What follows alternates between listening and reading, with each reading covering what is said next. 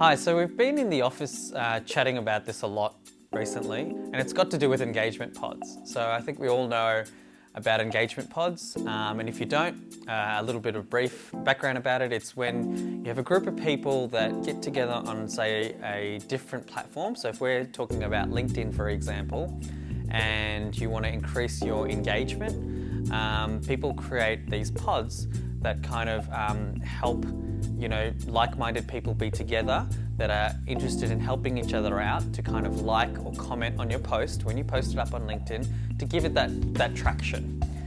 The idea of having a generic pod, which is just giving it a boost and attraction, is different to having, say, a community or a like-minded pod that shares the same sort of audience. So I guess the topic that I wanted to discuss about, and we have seen it a lot going back and forth, especially on the LinkedIn forum, is like, what do you think about an engagement pod? So some of my clients have been asking me about how some of these posts are performing really well, but the comments kind of are a bit strange. And I guess that pulls it back down to, if engagement pods are really worth doing or not. Look, my personal opinion is that I look at just marketing by itself. So if we go back to email marketing days, and when we talk about creating your email database and getting a good database, even if your database was, say, 200 subscribers strong, but they were your exact demographic, your lovely target audience that you talk to, and they talk back and they click through in your emails and they reply back onto the emails, those are the people that you want in your database. I mean, why would you want to cloud it with having 1,000 in your subscriber list and only 5% open it? I mean, you would want that. If the 200 people that you're sending to and 50% of people open and engage, I mean, that's such a great result. So I mean, I take the similar approach to LinkedIn. When you're inviting your connections and building connections with them, you're looking at forming a relationship, and that kind of is your database.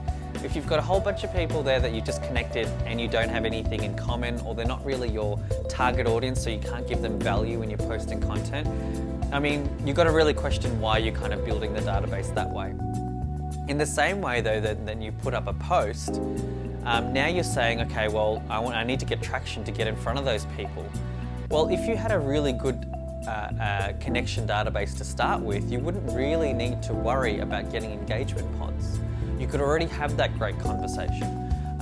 Some of the metrics that I'd used initially when starting LinkedIn was, everyone needs to be in Australia, because that's where my demographic lives. And then I niched down a bit. Everyone at least needs to be some sort of business owner.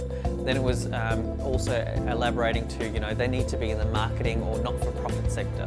So, I've kind of got that audience there that I like communicating to. I like doing, for not-for-profits, I do a lot of pro bono work, so I like being in that area. I also like following their content and engaging with their content, so that communication's there and that relationship building is there.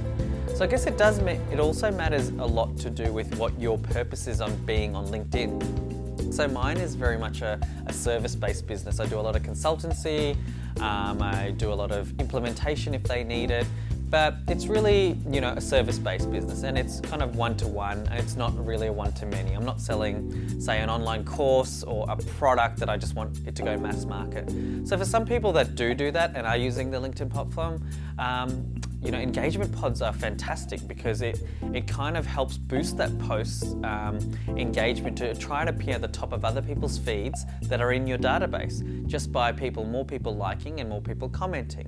And obviously it also appears on the people that are engaging, it also appears on their connections feeds as well, because they've kind of liked and commented. So you're getting these ridiculous amounts of views on videos, these comments, like 55 comments within the hour kind of thing. So for those if you're product-based or looking at mass market one-to-many, then it's actually probably a really good idea. But if you're looking at that service base, you have got a persona that you target, be careful on engagement pods, that's all I can say.